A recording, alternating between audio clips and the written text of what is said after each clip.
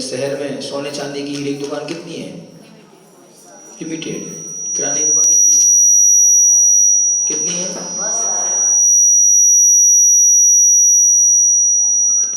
किराने की दुकान कितनी है? बहुत सारी है। और रत्नों की दुकान कितनी है? कम लोग। इसलिए धर्म करने वाले व्यक्ति कितने होंगे? कम होंगे। वो धर्म करने वाले व्यक्ति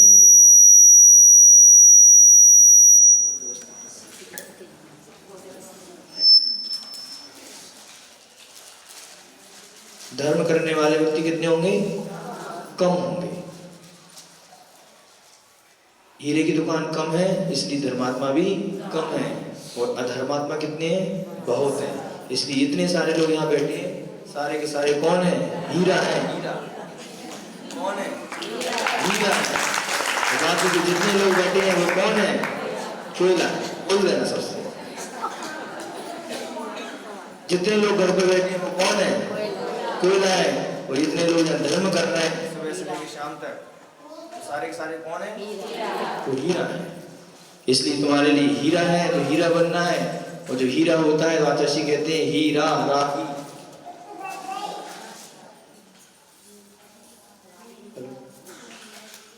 इसको ना थोड़े व्यवस्थित पहले से रखता हूँ। जब हम सामने बैठते हैं तो तुम लोग करते रहते हो।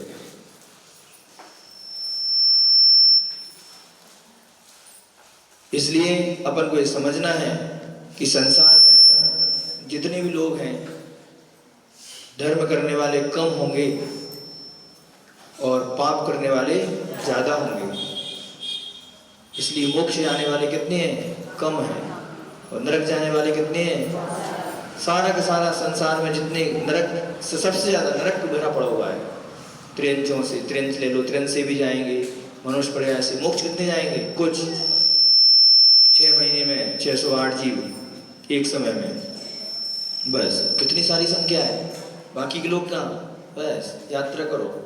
इसलिए जितने सारे यहाँ लोग बैठे हुए हैं इस सारे के सारे हीरे के समान हैं। और जितने लोग घर पे बैठे हैं, सो रहे हैं, वो सारे के सारे कोयला के समान हैं। और तुम लोग हीरा हो। अपनी समझना है कोई बात नहीं। हीरे की दुकान समाज में, मार्केट में कम रहती है और कोयला की ज्यादा रहती है। इसलिए अपने लिए ये नहीं समझना कि लोग कम आ रहे हैं कि ज्यादा आ रहे हैं। हमारे लिए क्वांटिटी से मतलब नहीं होना चाहिए, हमारे लिए क्वालिटी से मतलब होना चाहिए। किससे होना चाहिए? क्वालिटी से मतलब होना चाहिए। क्वांटिटी तो एक मदारी भी बढ़ा लेता है, डमरू बजा के। करता है कि नहीं करता? डमरू बजा के ऊपर बढ़ा लेता है। कहते नहीं, हमारे लिए क्वांटिटी की आवश्यकता नहीं, हमको तो क्वालिटी वाले। वो यहाँ पर जितने लोग बैठे हैं सारे के सारे एक नंबर के क्वालिटी के लोग बैठे हैं। और बाकी के सारे लोग घर बैठे हैं। वो कौन बैठे हैं? क्वांटिटी बढ़ाने वाले। कब? जब भोजन होगा अब आ जाएंगे सब। एक दिन हम देखेंगे जब भोजनशाला सामूहिक होगा।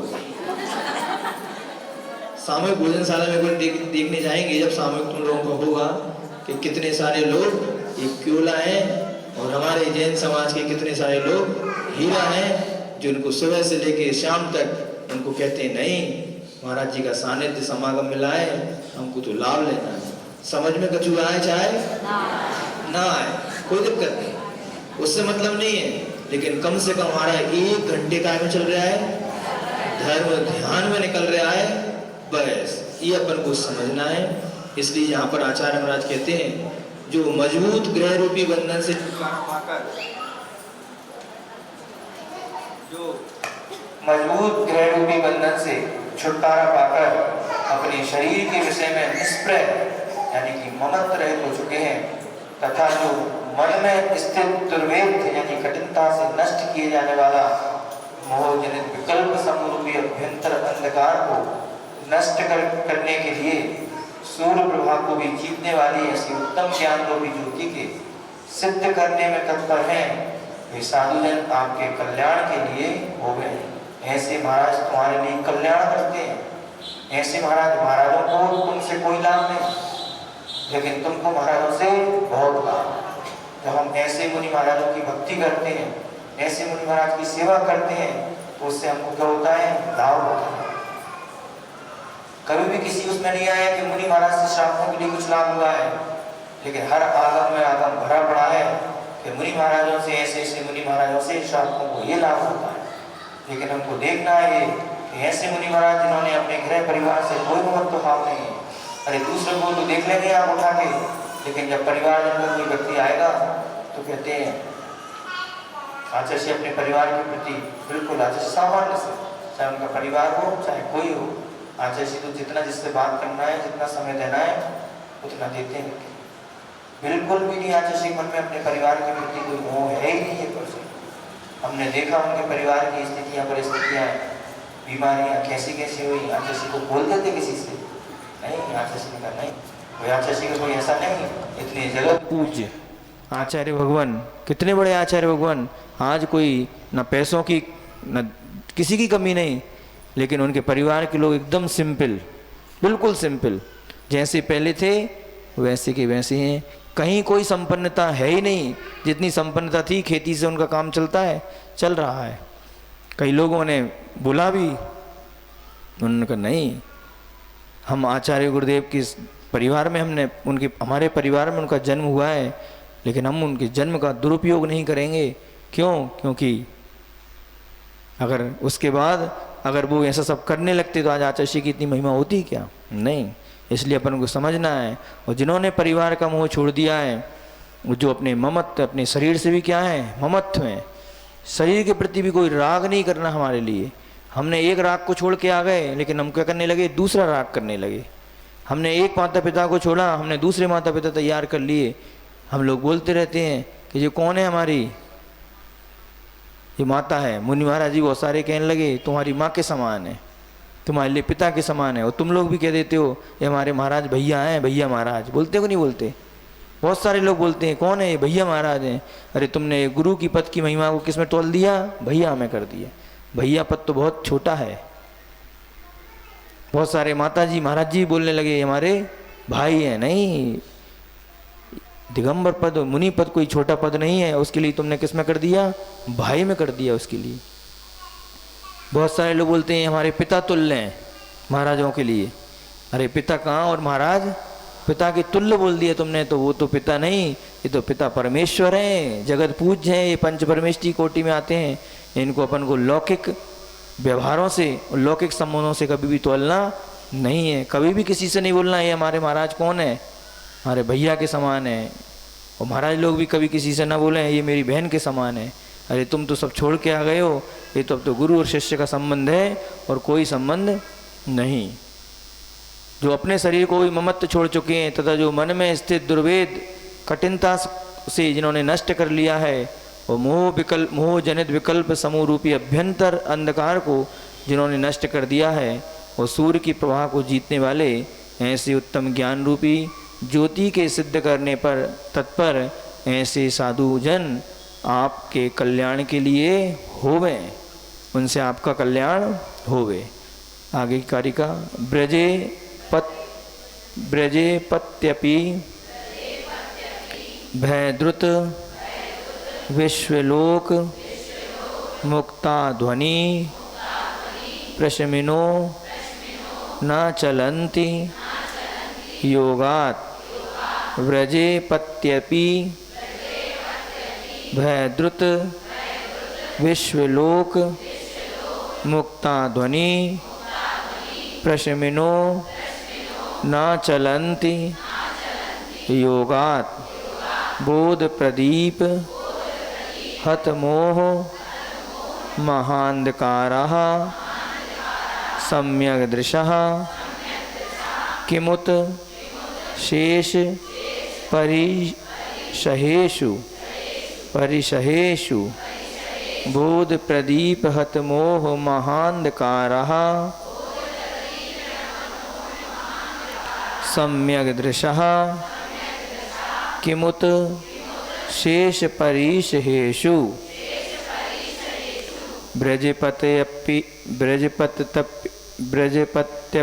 भयद्रुत विश्वलोक मुक्ता ध्वनि प्रशमिनो न चलन्ति योगात्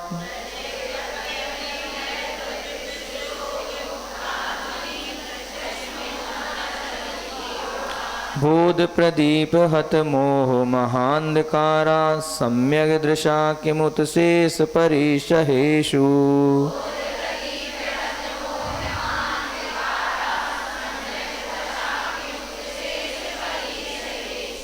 प्रशमिनः मुनयः योगात् न चलन्ति क्व सति व्रजे पत्यपि पुनः भयद्रुत विश्वलोक मुक्ता ध्वनि भयेन द्रुतः पीडितः ये विश्वलोकः तै भयद्रुत विश्वलोकैः मुक्तः अद्वा मार्गः यत्र तस्मिन् भयद्रुत विश्वलोक मुक्ता ध्वनि सति प्रशमिनः योगान्न चलन्ति अत अहो शेष परिशहेषु का कथा किम लक्षणा मुनिः बोध प्रदीप हत मोह महांधकारः ज्ञान प्रदीपेन स्फेटित मिथ्यान्धकारः पुनः किम लक्षणः मुनिया सम्यक दृष्टः।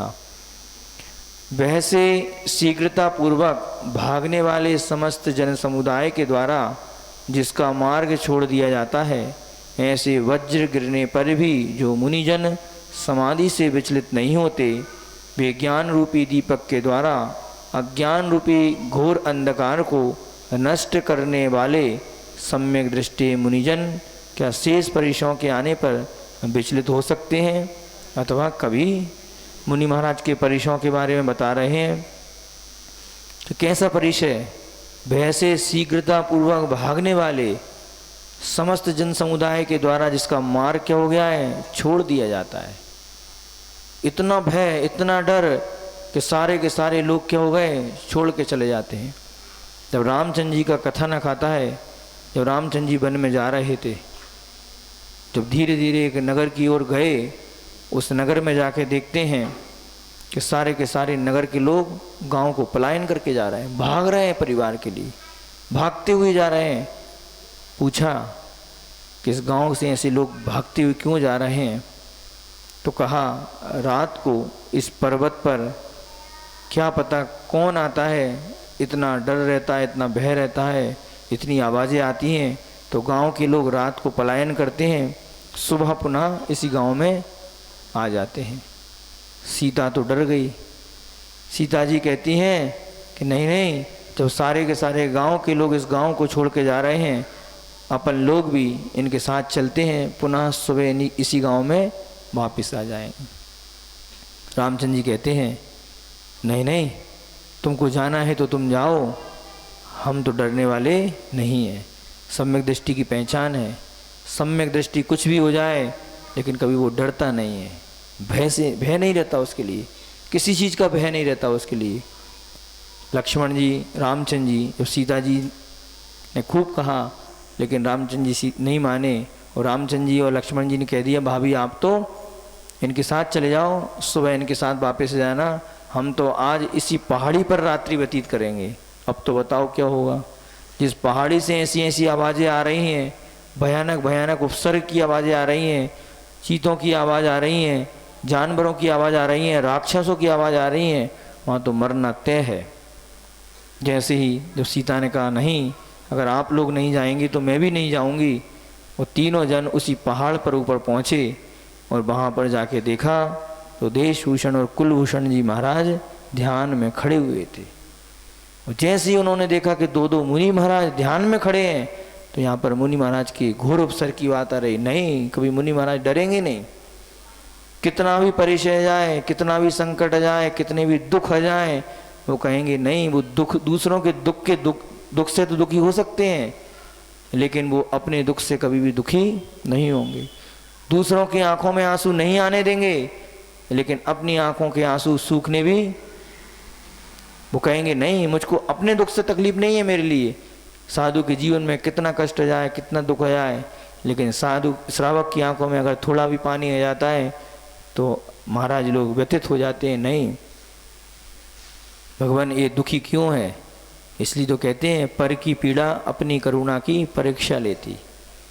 अगर किसी की आंखों में किसी की दुख तकलीफ पर अगर आंखों से दो आंसू के बूंद नहीं आए तो समझ लेना ये आंखें नहीं, हमारी नारियल की दो छेद हैं। सम्यक दृष्टि की पहचान बता रहे हैं। सम्यक दृष्टि कभी भी कुछ भी हो जाए, उसके जीवन में कितनी भी आपत्ति विपत्ति संकट दुख तकलीफ हो जाए, लेकिन वो तो हंस के मुस्कुरा के सहन करेगा। लेकिन जब दूसरे के ऊपर कोई तकलीफ आती है तो वो सहन नहीं करता। वो कहता नहीं भगवान, अरे तेरे जीवन में तो इससे ज़्यादा कठोर तकलीफ हुई, तेरे जीवन में सब कुछ हुआ, वो तू तो मात्र इसके सरदर्द पे दुखी हो रहा है। कहता नहीं, मैं दूसरे के तकलीफ पे, तो इसलिए बहुत सारे लोग रहते हैं अपने जीवन में कितना ही परिचय जाए लेकिन दूसरे लोगों के लिए वो सहयोग करते हैं। यहाँ पर जब पढ़ा पद्म पुराण में, अरे वाह, मतलब आचार्य महाराज ने लिखा, कहते हैं कि देशभूषण मुनि महाराज तो बिल्कुल अटल अकंप निष्कंप खड़े हैं। कैसे? ध्यान में। और जो राक्षस लोग रहते थे पूर्व द्वेष के कारण से मुनि महाराज के ऊपर क्या कर रहे हैं, वो उपसर्ग पे उपसर्ग। और जैसे ही उन राक्षसों ने, और जैसे ही उन्होंने वो छायक सम्यक दृष्टि रामचंद्र जी के लिए देखा, बलभद्र थे वो तो, वो जैसे ही उनको देखा, और देखने के बाद सारे के सारे राक्षस क्षमा याचना करने लगे, क्योंकि बलभद्र जो रहते हैं उनसे किसी की दुश्मनी नहीं रहती। और जैसे ही वो गए, वो सारे के सारे मुनि महाराज के सारे उपसर्ग क्या हो गए, दूर हो गए। और जैसे ही उपसर्ग दूर हुआ, मुनि महाराज ध्यान से उठे। जब तक साधु के जीवन में उपसर्ग रहेगा तब तक वो ध्यान में रहेगा। पूज्यवर यशोधर जी महाराज आप लोगों को जानते हैं, राजा श्रेणिक ने द्वेष वसात उनके गले में मरा हुआ सर्प डाल दिया। क्यों? क्योंकि वो जानना चाहते थे, उसकी पत्नी को वो बेइज्जत करना चाहते थे कि तुम्हारे दिगंबर साधु साधु नहीं होते, साधु तो हमारे होते हैं। और देखना तुम आज क्या होता है। जब पत्नी को शाम को बताया कि आज ऐसा ऐसा हुआ, तो चेलना कहती है, राजन तुमने बहुत अनर्थ कर दिया, तुमने बहुत गलत कर दिया, तुमने दिगंबर साधु के ऊपर ये उपसर्ग किया है। यशोधर महाराज कहते हैं, जो राजा श्रेणिक कहते हैं, अरे अभी का तो कभी का वो भाग गया होगा वहाँ से। तो रानी चिलना कहती है, अगर मेरे महाराज होंगे, दिगंबर मुनि महाराज होंगे, तो उसी स्थान पर रहेंगे वो भागने वाले। जब जाके देखते हैं तो मुनि महाराज के पूरे शरीर को चींटियों ने खोल दिया है, क्योंकि मुनि महाराज तो उसी अवस्था में बैठे हुए हैं। और जैसे ही रानी चेलना ने उनका उपसर्ग दूर करवाया, शक्कर डाली, सारी की सारी चींटियाँ कहाँ गईं। मुनि महाराज ने सोचा कि मेरा उपसर्ग दूर हुआ, और जैसे ही वो उपसर्ग दूर होने के बाद उठे, तो मुनि महाराज ने दोनों के लिए आशीर्वाद दिया। तब राजा श्रेणिक को लगा, हो ये दिगंबर साधु होते हैं कि जो उपसर्ग करने वाले को भी वही आशीर्वाद दे रहे हैं, और जिनको नमस्कार करता है उसको भी ये आशीर्वाद दे रहे हैं। उसी समय उनके लिए इच्छा है सम्यक दर्शन। उन्होंने निंदा की अपने पापों की, प्रायश्चित किया कि नहीं मेरे घोर अपराध हुआ है, चूँकि उन्होंने 7वें नरक की आयु का बंध तो कर ही लिया था, लेकिन प्रायश्चित आदि क्षमा याचना से वो नरक आयु तो उनकी नहीं छूटी। 7वें से वो कहाँ गए, पहले नरक में आ गए। जब परिचयों की बात आती है, पूज्य गुरुदेव के जीवन में भी बहुत परिचय आए। जब उनके परिचयों की बात सुनते हैं तो झड़ी लग जाती है कि गुरुदेव ने भी अपने जीवन काल में कितने परिचय सहन किए। तब आज परिचय सहन करने के बाद आज पूज्य गुरुदेव जगत पूज्य कहला रहे हैं परिचयों के कारण से। स्व प्रवचन में भी कहा कि संघर्षों से जो कोई परिचित नहीं, इतिहास गवाह है वो कभी चर्चित नहीं। जिसने अपने जीवन में संघर्ष, जिन्होंने अपने जीवन में परिचय सहन नहीं किए, तो कहते हैं हम लोग छोटी छोटी सी बातों में घबरा जाते हैं, छोटी छोटी सी बातों में घबरा जाते हैं। कभी घर में कोई इनमिन हो जाए, सास बहू की लड़ाई हो जाए, देरानी जिठानी की लड़ाई हो जाए, फिर देखो घबरा जाते हैं, हाइपर हो जाते हैं, घर छोड़ने की बात करने लगते हैं।